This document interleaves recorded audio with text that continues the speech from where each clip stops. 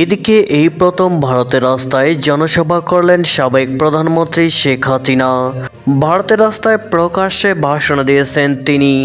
আর বসে থাকছে না দলটি। ডক্টর ইউনূসের বিরুদ্ধে এবার সরাসরি যুদ্ধের ডাক দিয়েছে সাবেক প্রধানমন্ত্রী শেখ হাসিনা। নির্বাচন বানচাল করতে ঢাকার রাজপথে ছাড়া হচ্ছে 20 লক্ষ গেরিলা। কঠিন বিপদের মুখে সারা দেশ। আজকে আপনারা চিন্তা করতে পারেন, সেই সাদ্দাম একটা ছাত্র, একটা ছেলে, বাচ্চা ছেলে, তো তার বউ, তার ছোট একটা বাচ্চাটাকে কোনদিন চোখেও দেখতে পারেনি, তাকে গ্রেপ্তার করে রেখেছে। আমাদের জেলখানায় তো নিয়ম আছে, 15 দিন পর পর সাক্ষাৎকারের সুযোগ দেয়। একজনকে অ্যারেস্ট করে সে বাগেরহাটে ছেড়ে তাকে নিয়ে গেছে আরেক জেলে, দেখা পর্যন্ত করতে দেয়নি। ওই ছোট শিশুকে কোনদিন বলেও নিতে পারেনি বাবা হয়ে। আর সেই বাড়ি ঢুকে শিশুটিকে হত্যা করলো, ওর স্ত্রীকে হত্যা করে ঝুলিয়ে রাখলো, যেন সবাই জানে যে সে আত্মহত্যা করেছে। ঠিক এইভাবে তারা মেরে এভাবে রটায়। আত্মহত্যাও যদি করে থাকে, আত্মহত্যার প্ররোচনা কারা দিয়েছে, তারাও কিন্তু অপরাধী। এদিকে নৌকা নেই, ভোট নেই, 12 ফেব্রুয়ারি নির্বাচন বর্জনের ডাক আরাফাতের। বর্তমান অন্তর্বর্তীকালীন সরকারের একের পর এক নাটক দেখার পর আবারও সেই পুরানা ডায়লগটা দিতেই হচ্ছে আমাকে। নাটক কম করো প্রিয়, নাটক কম করো আসিফ নজরুল, নাটক কম করো সুৎখুর ইউনূস। আজকে বাগেরহাট ছাত্রলীগের সেই আলোচিত ছাত্রনেতা সাদ্দামের জামিন হয়েছে, যার স্ত্রী এবং সন্তানের দাফন করতে পারে নাই। এখন নাটক করে মানবিক দিক বিবেচনা করে তাকে জামিন দেওয়া হয়েছে। জাতিসংঘের নির্দেশে নিবন্ধন ফিরে পাবে আওয়ামী লীগ, এমন ধারণা করছেন রাজনৈতিক বিশ্লেষকরা। আওয়ামী লীগ নিয়েই হবে নির্বাচন। জাতিসংঘ আরো বলেন, আওয়ামী লীগ ছাড়া নির্বাচন বৈধ হবে না। নির্বাচনে অংশগ্রহণ করার সুযোগ পেলে আওয়ামী লীগ পুনরায় ক্ষমতায় আসবে। 17 মাস বাংলাদেশের রাজনীতিতে 17 মাস মানে একটা যুগ। দীর্ঘ নীরবতা ভেঙে সামনে আসবেন শেখ হাসিনা, এমনটাই আশা করছিলেন দলের নেতাকর্মীরা। 23 জানুয়ারি 2026, স্থান ভারতের নয়াদিল্লি। কূটনৈতিক এই শহরের এক গুরুত্বপূর্ণ স্থাপনা, foreign correspondents club of south Asia. ঘর ভর্তি আন্তর্জাতিক সাংবাদিক, কূটনীতিক, বিশ্লেষক। আলোচনার শিরোনাম সেভ ডেমোক্রেসি ইন বাংলাদেশ। আলোচনার কেন্দ্রবিন্দুতে একটি প্রশ্ন, বাংলাদেশে আসলে কি হচ্ছে? আর এটিই ছিল 2024 সালের 5 আগস্টের পর ভারতের মাটিতে আওয়ামী লীগ নেতাদের প্রথম সংবাদ সম্মেলন। কিন্তু সবার অপেক্ষা ছিল একটি কণ্ঠের জন্য, একটি কণ্ঠ যাকে গত 17 মাস ধরে কেউ প্রকাশ্যে শোনেনি। হঠাৎ অডিও চালু হয়। বাংলাদেশ আজ এক গভীর অতল গহ্বরের কিনারায় দাঁড়িয়ে। মুহূর্তেই মিলনায়তন নিস্তব্ধ, চিরচেনা কণ্ঠস্বর। আওয়ামী লীগের নেতাকর্মীদের হত্যা করে আত্মহত্যা বলে চালিয়ে দেওয়া হচ্ছে বলে অভিযোগ করেছেন সাবেক প্রধানমন্ত্রী ও আওয়ামী লীগ সভাপতি শেখ হাসিনা। একই সঙ্গে তিনি দাবি করেন, দেশের নদ নদীতে এখন শুধু লাশ ভাসছে, যেগুলোর পরিচয় শনাক্ত করা হচ্ছে না। সম্প্রতি সামাজিক যোগাযোগ মাধ্যমে ছড়িয়ে পড়া এক ভিডিও বার্তায় তিনি এসব অভিযোগ করেন। ভিডিওতে তাকে বাগেরহাটে এক ছাত্রনেতা ও তার পরিবারের করুণ পরিণতির বর্ণনা দিতে গিয়ে আবেগপ্রবণ হতে দেখা যায়। অন্তর্বর্তীকালীন সরকার, বিএনপি ও জামায়াতে ইসলামীর সমালোচনা করে শেখ হাসিনা বলেন, কত বড় বিভৎস ও নৃশংস হতে পারে এই ইউনূস সরকার এবং তার চেলা চামুন্ডারা, সেটা একবার চিন্তা করে দেখেন। ভিডিও বার্তায় শেখ হাসিনা বাগেরহাটের ছাত্রনেতা সাদ্দাম হোসেনের প্রসঙ্গ টেনে আনেন। তিনি বলেন, সাদ্দামকে গ্রেপ্তার করে জেল থেকে অন্য জেলে স্থানান্তর করা হয়েছে, এমনকি তার স্ত্রী ও শিশু সন্তানকেও রেহাই দেওয়া হয়নি। সাবেক প্রধানমন্ত্রীর অভিযোগ, সাদ্দামের স্ত্রী ও সন্তানকে হত্যা করে লাশ ঝুলিয়ে রাখা হয়েছিল, যেন বিষয়টি আত্মহত্যা মনে হয়। তিনি বলেন, আজ সেই বাড়ি ঢুকে শিশুটিকে হত্যা করলো, ওর স্ত্রীকে হত্যা করে ঝুলিয়ে রাখলো, যেন সবাই জানে যে সে আত্মহত্যা করেছে। ঘটনাস্থলের পারিপার্শ্বিক অবস্থার বর্ণনা দিয়ে শেখ হাসিনা দাবি করেন, এটি কোনোভাবে আত্মহত্যা হতে পারে না। তিনি বলেন, আমি দেখলাম তার ঝুলন্ত লাশ, কিন্তু বিছানার উপর চেয়ার, ওই চেয়ারের ওপর দাঁড়িয়ে যদি কেউ ঝুলে পড়ে তবে যানজট ছটফটানিতে পায়ের চেয়ারটি উল্টে পড়ে যাওয়ার কথা, তা কিন্তু হয়নি। খাটের কাছে পাটা ঝুলে আছে। এটা একটু ভালোভাবে সকলের লক্ষ্য করে দেখা উচিত। বক্তব্যের এক পর্যায়ে লক্ষ্মীপুরের ছাত্রলীগের এক নেতার মৃত্যুর প্রসঙ্গ উল্লেখ করেন শেখ হাসিনা। তিনি জানান, ওই নেতাকে 10 দিন ধরে খুঁজে পাওয়া যাচ্ছিল না।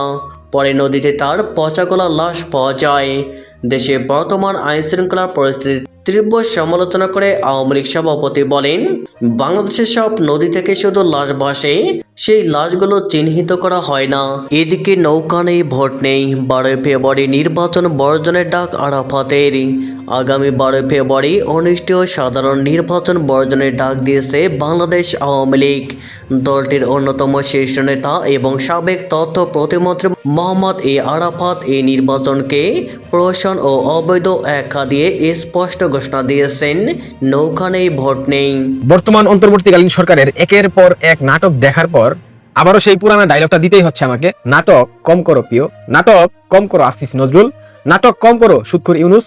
আজকে বাগেরহাট ছাত্রলীগের সেই আলোচিত ছাত্রনেতা সাদ্দামের জামিন হয়েছে, যার স্ত্রী এবং সন্তানের দাফন করতে পারে নাই, এখন নাটক করে মানবিক দিক বিবেচনা করে তাকে জামিন দেওয়া হয়েছে। এখন জামিন দিয়ে সাদ্দাম কি করবে? যখন তার স্ত্রী পুত্র মারা গেল, তাদের জানাজায় অংশ নিতে পারলো না, তার পুত্রকে ছুঁয়ে দেখতে পারলো না, তখন মানবিকতা কোথায় ছিল? তখন মানবিক দৃষ্টিকোণ কোথায় ছিল? চমৎকার নাটক। কি নাটক বর্তমান অন্তর্বর্তীকালীন সরকার, অবৈধ সরকার, যেই নাটকের সূত্রপাত আপনারা ঘটালেন, যেই নাটকের ধারা আপনারা সৃষ্টি করে গেলেন, সেই নাটক অদূর ভবিষ্যতে আপনাদের পরিবারের উপর যদি বর্তায়, তখন কান্নাকাটি করবেন না। মানবিকতা, মহানুভবতা, মানবাধিকার এইসব গল্প তখন আর বাংলাদেশের মানুষ বুঝবে না, খাবে না, বুঝার চেষ্টাও করবে না। এইটুক নিশ্চয়তা আমি আপনাদেরকে দিতেই পারি। সাদ্দামকে জামিন দিয়েছে কেন? সাদ্দাম কারাগারের অন্ধকার প্রকোষ্ঠে আত্মহত্যা করতো, মারা যেত, সেই ভয়ে সাদ্দামকে জামিনে মুক্ত করে দেওয়া হয়েছে। এই সাদ্দাম এখন জামিনে মুক্ত হয়ে কি করবে? সাদ্দামের কি করার আছে? কি করবে বলেন? তার স্ত্রী নাই, তার সন্তান নাই, সে এখন একটা জীবন্ত লাশ। এই সাদ্দামের তো মুক্তির প্রয়োজন ছিল না। সাদ্দামের মুক্তি একটা নাটক। ইস্যুগুলাকে ভিন্ন খাতে প্রবাহিত করার জন্য এই নাটকগুলো বর্তমান অন্তর্বর্তীকালীন সরকার একের পর এক করে যাচ্ছে এবং করবে। অন্য প্রসঙ্গে আসি, বাংলাদেশ জাতীয়তাবাদী দল বিএনপি পড়েছে মাইনকার চিপায় পড়ার পর বিএনপি নেতাদের মুখ থেকে এখন বিভিন্ন ধরনের সুন্দর সুন্দর বাণী আমরা শুনতে পাচ্ছি।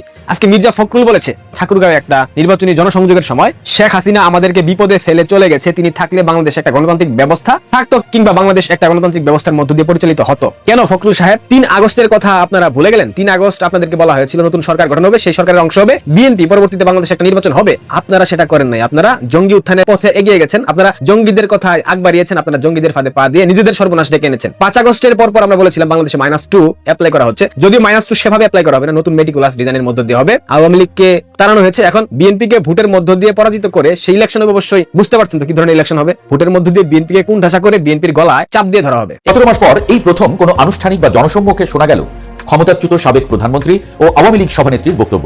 তিনি মঞ্চে বা ক্যামেরায় ছিলেন না, শুধু ছিল তার অডিও বার্তা। My beloved countrymen, this is Sheikh Hasina speaking. মঞ্চে উপস্থিত ছিলেন আওয়ামী লীগের সাবেক শিক্ষামন্ত্রী মহিবুল হক চৌধুরী নওফেল, সাবেক সংসদ সদস্য মোহাম্মদ এ আরাফাত, সাবেক পররাষ্ট্রমন্ত্রী ডক্টর হাসান মাহমুদ, এছাড়াও অনলাইনে যুক্ত হন সাবেক পররাষ্ট্রমন্ত্রী এ কে আব্দুল মোমেন। ভরা মিলনায়তনে দেশি বিদেশি সাংবাদিকদের ভিড়।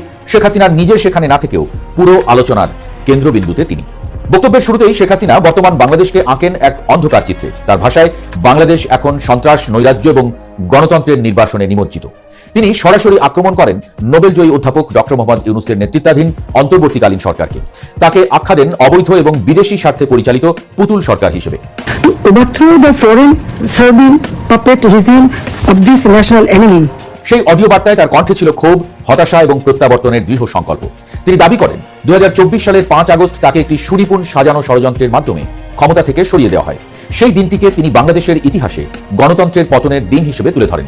তার কথায়, সেই দিন থেকেই দেশ প্রবেশ করেছে সন্ত্রাসের যুগে।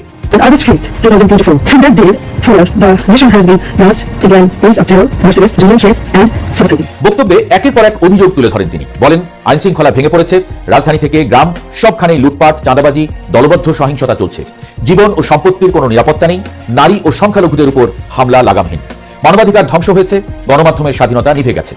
এই বক্তব্য শুধু রাজনৈতিক অভিযোগ ছিল না, এটি ছিল একটি আবেগী বর্ণনা, যেখানে তিনি মুক্তিযুদ্ধ, বঙ্গবন্ধু, সংবিধান সবকিছুকে বর্তমান সংকটের সঙ্গে যুক্ত করেন। তিনি বর্তমান পরিস্থিতিকে জাতির অস্তিত্বের লড়াই হিসেবে উপস্থাপন করেন। এরপর আসে বক্তব্যের সবচেয়ে গুরুত্বপূর্ণ অংশ, 5 দফা দাবি।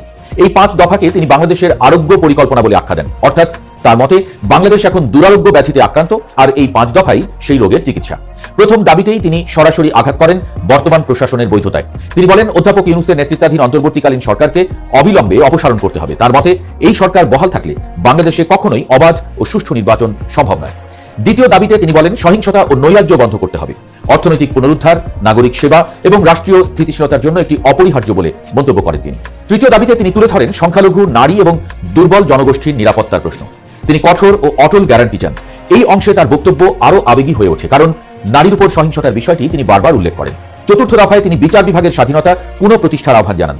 সাংবাদিক, আওয়ামী লীগ নেতাকর্মী এবং বিরোধীদের বিরুদ্ধে আইনকে অস্ত্র হিসেবে ব্যবহার বন্ধ করার দাবি তোলেন।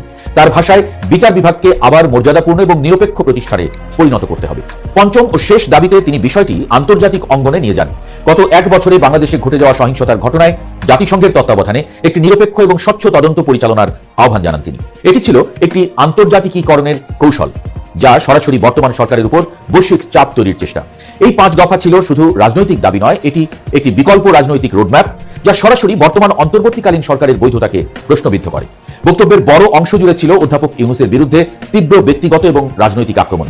শেখ হাসিনা দাবি করেন, বর্তমান প্রশাসন জনগণের কণ্ঠস্বর শুনতে ব্যর্থ হয়েছে, দেশকে হুমকির মুখে ঠেলে বিদেশি শক্তির স্বার্থ রক্ষা করছে। তার ভাষায়, বাংলাদেশের সার্বভৌমত্ব এবং সংবিধান ধ্বংসের পথে। একই সঙ্গে তিনি তার সমর্থকদের উদ্দেশ্যে একটি স্পষ্ট আহ্বান জানান। মুক্তিযুদ্ধের পক্ষের গণতান্ত্রিক, প্রগতিশীল এবং অসাম্প্রদায়িক শক্তিকে ঐক্যবদ্ধ হওয়ার ডাক দেন তিনি বলেন, শহীদদের রক্তে লেখা সংবিধান পুনরুদ্ধার করতে হবে।